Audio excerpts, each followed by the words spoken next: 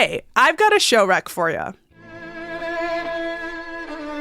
This month, the Wisconsin Chamber Orchestra on January 26th at 7:30 p.m. will perform Norwegian Fantasy.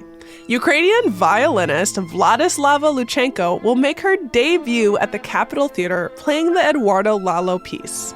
And gotta say, Luchenko will perform on a violin from the year 1710. Tickets are online at overture.org/WCO.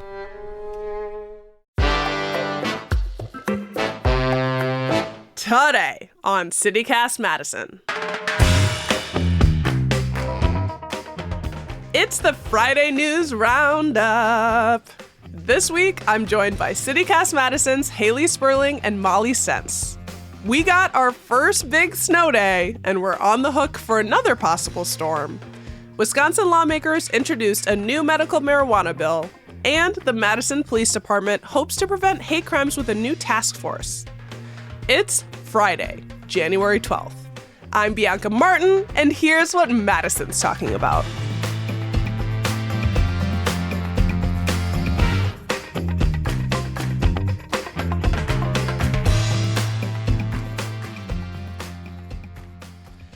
Hey, welcome to the Friday News Roundup. And we're finally in a winter wonderland. Like the movies and the books, it's here. Also like shoveling and plowing the snow and lots of hard work and slick roads.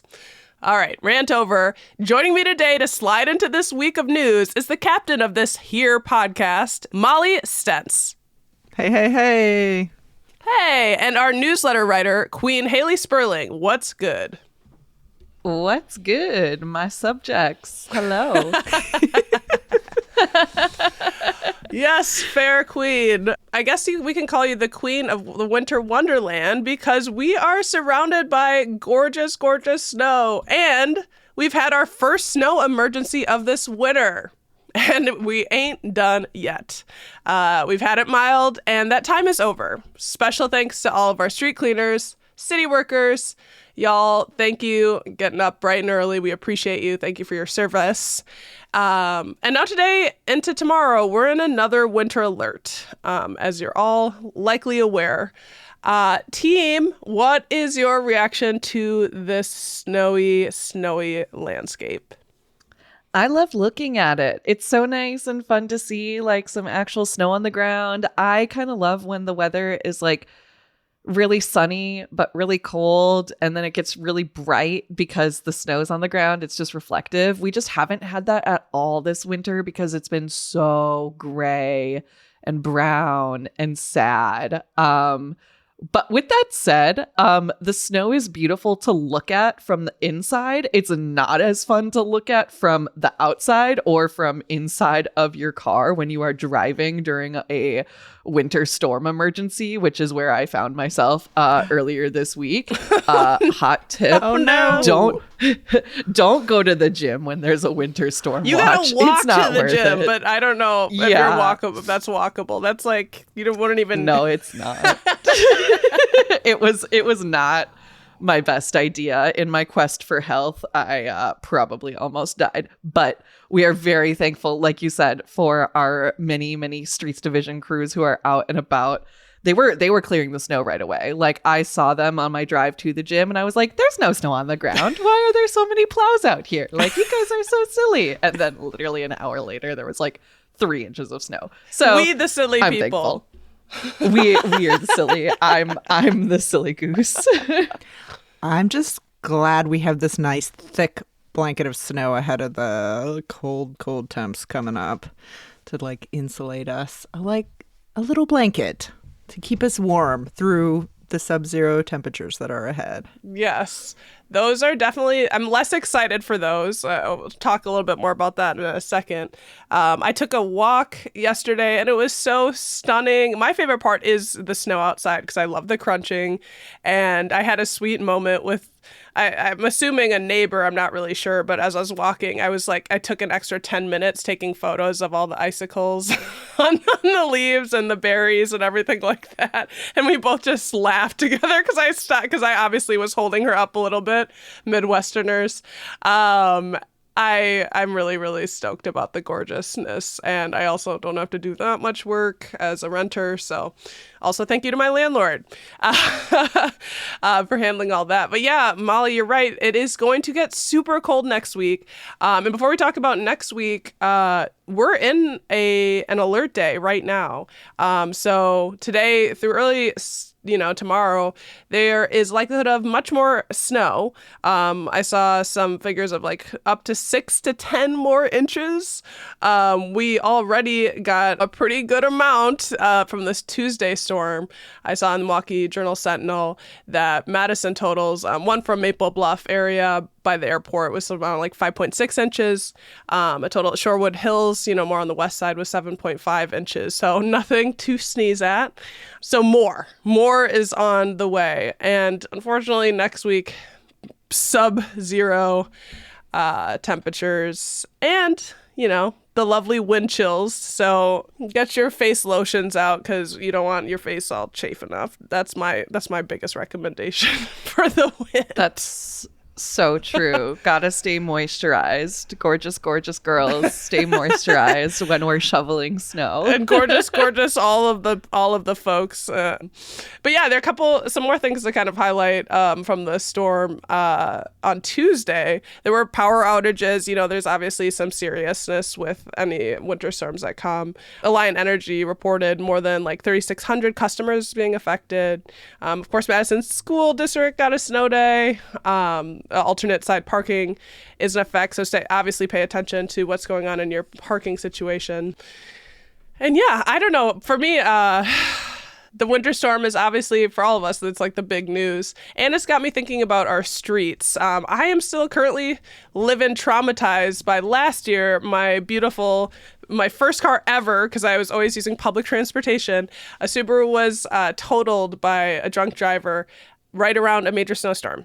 I bring that up to talk about the fact that I was really excited to see a little bit of talk and news around the city of Madison's Vision Zero efforts.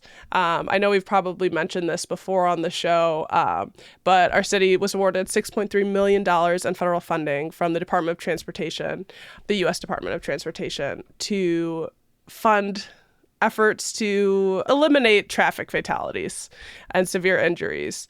And I'm really stoked about it. And Hayley wrote a very excellent little write-up about Vision Zero. We can't go into it too deep, but we'll throw that into our show notes. But basically, the city will be looking to look at all of our, major traffic, pedestrian areas and bike paths and how those all intersect and where the most dangerous ones are and how we can think a little bit more intentionally about how humans behave and how they use those spaces and how, the built environment can come up to speed with that, like bumping out a curb or that sort of thing. And also art. The Madison Arts Commission is hot on the scene for also adding like beautiful asphalt art and like the idea of looking into how we can add things that are pleasant to look at to direct people to safety. I love that. Yeah. It's so important to remind people to like really slow down. Like yesterday, when I got stuck out at the gym, it was like I was going probably 30 miles an hour on the Beltline because it was just fresh powder on the road and I didn't want to die. So slow down because nowhere you're going is that worth it. And there are other people on the road who also want to make it to their destination alive. That's my soapbox rant. That's a good soapbox rant. Keeping us alive. Speaking of keeping us alive, we want to tell you more stories. It fuels our spirits, and we have to take a quick break.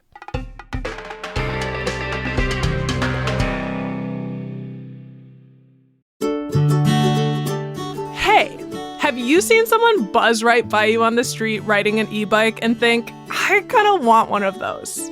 Well, you're in luck. Right here in Madison, we have a bike shop that has the nation's largest selection of e-bikes. Crazy Lenny's e-bikes over on Odana Road has been in business for over a decade. And that's because they have competitive prices and great services. Their new e-bikes start at $780, and they service everything they sell. Madison is a biking city with over 60 miles of bike paths. So what are you waiting for? Go visit Crazy Lenny's e-bikes over at 6017 Odana Road, out by Westtown Mall.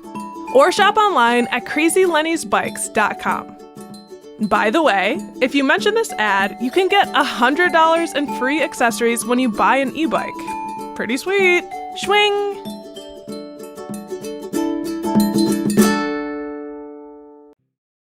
All right, Molly, you've got the next story for us, and it's a big one. Well, it's finally happened. Something Wisconsin's been waiting for a very long time. And not just the snow. Wisconsin got a medical marijuana bill. So this week, Assembly Republicans introduced a bill to do just that, create a legal medical marijuana program for the state of Wisconsin.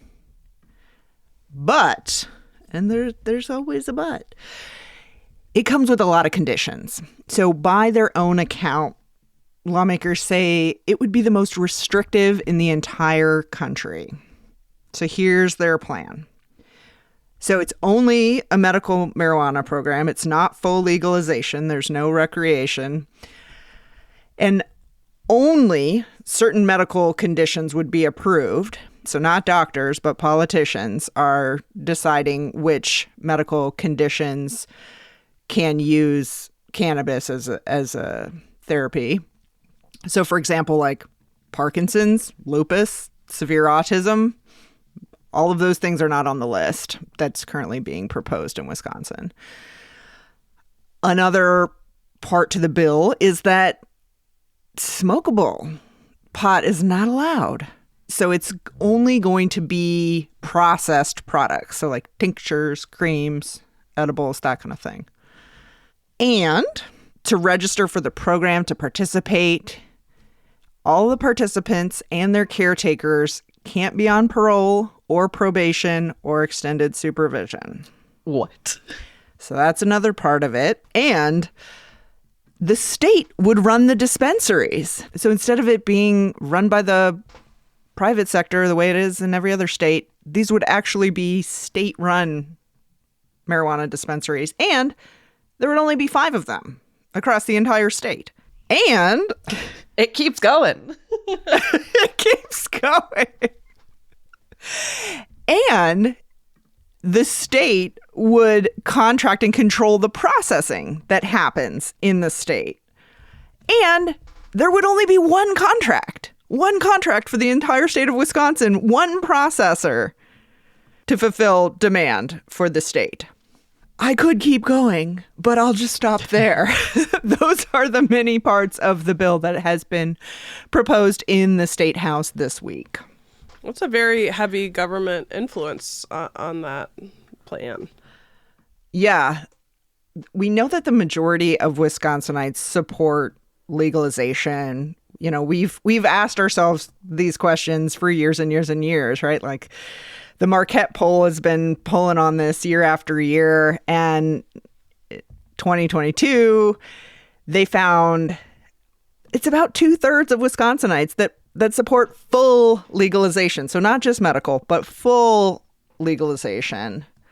And we know in Dane County that figure's even higher, right? It's like 3/4 of us in Dane County support full legalization. So we know this is a really popular issue among the electorate in Wisconsin. But this is the bill that we have. Medical marijuana. So I couldn't help but see a tweet from our Congressman, Mark Pocan, who had a reaction to this bill. He said, "The Party of Free Markets wants to have state-run marijuana dispensaries. What next? State-run liquor stores? Someone who came up with this might have been smoking something, and it wasn't from the government." Well, that's no help, Pocan. What side are you on? I'm just kidding. Just no double speak. I'm just kidding. It's interesting there's so much stigma around it, right? There's so many people who are in favor of legalization, and there's a lot of stigma. Just like the idea of like, well, you're smoking something, so you can't make proper decisions. And and then it's being used for medicine to help people feel better. I don't know. When I feel better, I tend to make better decisions.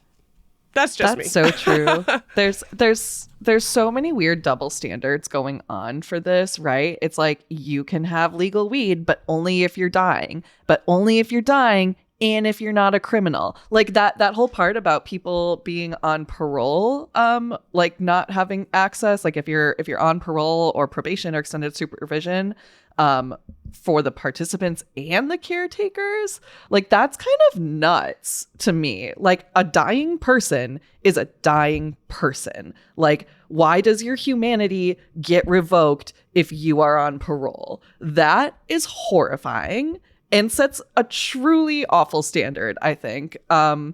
This whole bill, it's so sad. It's so sad to me. You know, like Molly said, everyone wants legal weed. Everyone, as in 2/3 of Wisconsinites, which I think is more than enough. You need a 2/3 vote to do pretty much anything in this country, in this city and in this state. So I think we have the power. It's crazy, you know, like when Dane County does referendums for legalization, it's all like 80 to 90%, like, yeah, just go for it. And another thing that's crazy to me is that, like, okay, under this bill, we're going to spend so much money making all of these dispensaries happen, all 5 of them, rather, having one weird contract. Who's going to have oversight of that? That makes me super nervous. And also, like, it's not going to be taxable, right? Like, this is medicine, so they're not going to be taxed as like sales taxes. And so we're not even going to collect on all of this work, right? Like in 2022, I just wrote about this for the newsletter. Wisconsinites themselves contributed $36 million in sales tax to the state of Illinois buying weed. Like, that could have gone to us. That could have gone to our schools. That could have helped the city of Madison, who is dying for help from the state these days. You know, it's just insane that it's like, guys, we're so close. Just give people what they want. And the people just want legal weed. It's not that hard. It's really not that hard. Second soapbox, I guess. Some people obviously don't, and they're in power. Yeah, it seems like the 33% of people who don't want weed are in our state legislature. They're the 66% of our state legislature, for better or worse. So, is it the beginning of the end of our Prohibition era? We shall see. So far, the bill's only been introduced in the Assembly. It's pretty unclear what the Senate's going to do. One of the strongest Republican proponents in the Senate seems pretty lukewarm on this bill. Evers seems pretty enthusiastic, has signaled that he's willing to support anything, willing to support any step forward as long as there's not any kind of poison pill, you know, some kind of other legislation slipped into it. So we will keep an eye on this one. And speaking of laws, Hayley, you were looking into that new hate crimes task force that Madison created. What's up with that? Yeah, what's up with that? Good question. So the city of Madison recently announced the formation of a hate crime task force on the Madison Police Department. So this task force includes people from the detective side of things. It includes people in the records unit, and it also includes like community outreach officers. And one thing to know about this hate crime task force is that it's kind of like a trial period type thing. So it launched this month, January, and it's running for a 90-day period into early April. And then after that, the Madison Police Department will essentially like review the group's findings. And one thing that is important to note here when we're talking about hate crimes is that in Wisconsin, we don't technically have like hate crimes, but we do have hate crime enhancers. So when you get charged with a crime, it can be added on to that crime. Like a hate crime enhancer can be added on to whatever charge you're facing, and that will change like the penalty. So this task force, it's interesting to me for a lot of reasons. I have a lot of questions. First of all, you know, the question is why? And police have kind of gotten into that. They said that recently they have been getting a lot of calls from people who are asking like if they were victims of a hate crime. The number of incidents that have included hate crime enhancers has increased drastically in the past few years, nationally, but also in Wisconsin and even in Dane County. There have been, an uptick in a lot of like high profile incidents. Even recently, there was just like anti-Muslim incident over at the Dubai restaurant on State Street. That same week, there was an anti-Semitic incident on State Street, not to mention the Nazis that we had back in November.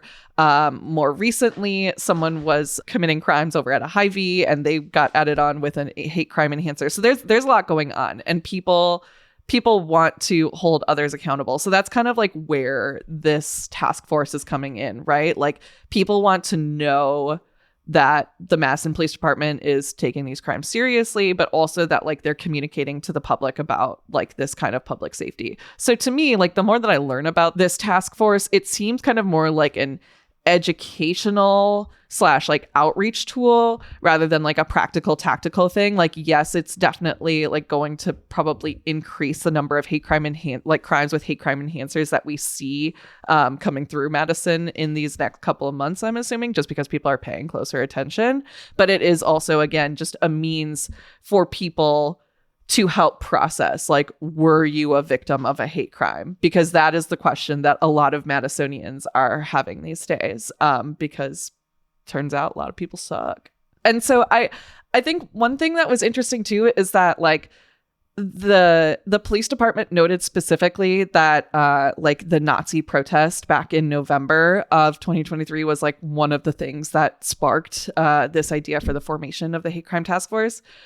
But then also, like, back in November when this was happening, the police just didn't do anything about the Nazis. They were kind of just like, we are monitoring the situation. And I understand that, like, yes, it is protected speech and whatnot, but also like the fact that they said that they really weren't aware of them coming into town, like, until it happened. And like, people were really upset that it was happening, and they kind of just like, stood by and watched. I was like, okay, so this is your inspiration. You didn't do anything about it then. You said you couldn't do anything about it then. Like, what is going to change? I don't know. It just, it feels like a lot of lip service. As someone who spent, like, again, as a reminder, your resident Jewish friend, like, I spent a lot of that day back in November just oscillating between emotions that ranged from like pure rage and hatred, which is what the Nazis want, and then just like randomly breaking down in tears at my house. Like, it was a really hard day for me. Like, this does not happen often, thankfully, but also like it was just a very weird and vulnerable time to see people like that in a place that I have called home for so many years was very damaging and very, very disruptive to my day, and probably for a lot of other folks too. And that's why people called the police on them. But like I said, I'm curious to know what this group is going to do. What are you going to solve in 90 days? Like, what are you going to do with this information once we have it? Do we know who's on the task force, or how many, how much, what kind of resources they're putting behind it? Yeah, that's the thing. Like, I don't know, like, how much money is being put into this.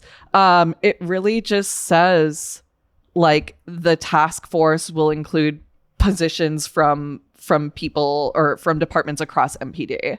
And I have not had a chance to interview anyone from the Madison Police Department. So, Police Chief Sean Barnes, if you'd like to talk to us about this, hit us up, madison@citycast.fm. But yeah, it's a really good question. Like, how much money are they using for this? I'm not sure. Yeah, I'd definitely like, for us, we'll be watching this closely and to know more about what we're doing on the ground. I know that on the national level, like in 2021, the Biden administration launched the first ever national strategy for countering domestic terrorism. And like these sort of hateful acts, that's what that is. And there's been years and years of us living under threats of terrorism abroad. And here we have, just like that extremely vulnerable story that you just shared, like, and I feel that I've got goosebumps right now. Like, we carry this in our bodies. Like, this is hate that has an impact on us, and we fear for our lives on a regular basis. And so, what is being done? It's very serious, and we should definitely dive into that more and learn that something's going to come of a task force like this. Like, don't just make it and have it be toothless. Yeah, I'm like I said, I'm very curious to see, what the results are going to be after this 90 days. Like I'm hopeful, that this task force will help connect people to resources. It's not necessarily about like going after people and charging them with the most heinous crimes or whatever. It's making sure that our community has the resources that it needs to be able to address these situations, and that, victims of these crimes can understand that like they were a victim of a hate crime and that they should feel comfortable reporting that. That's huge. I think that's kind of one of the bigger things, because it's also just like, it's so taboo. To me, it kind of goes into my mind, and this is a whole other can of worms, but it's kind of similar to like sexual assault, right? Like a lot of times survivors are just like, I'm not sure if I am a victim of sexual assault, and it's one of those things that can be very hard. It's not black and white. And it's a conversation that we're going to have to keep coming back to. Like you said, Bianca, like this is something that people live with and that we carry with us all the time. So yeah, I'm eager to check back in this 90 days to see what kind of answers that we have or what further questions have come up, because this is going to be a lifelong task force, more or less. Yeah. Well, that's all that we've got for this week's news roundup. We've got snow, we've got weed, and we've got resources for dealing with hate crimes. Thank you both for rounding up the news with me. That's Hayley Sperling. Thank you. Thank you, Bianca. And Molly Stentz. Bye.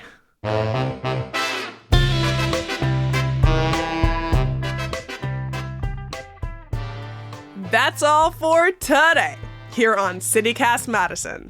I'm Bianca Martin, your host. This week, we're produced by Molly Stentz, Xandra McMahon, Lizzie Goldsmith, and me. Our newsletter editor is Hayley Sperling. Our theme music is by Carl Christensen. Don't forget, you can always get more news delivered right to your inbox by subscribing to Madison Minutes. And if you enjoyed today's show, why not share this podcast with someone who has a strong opinion on the legalizing weed debate? See you back here Monday morning with more stories from around the city. Until then, you stay safe and you stay warm.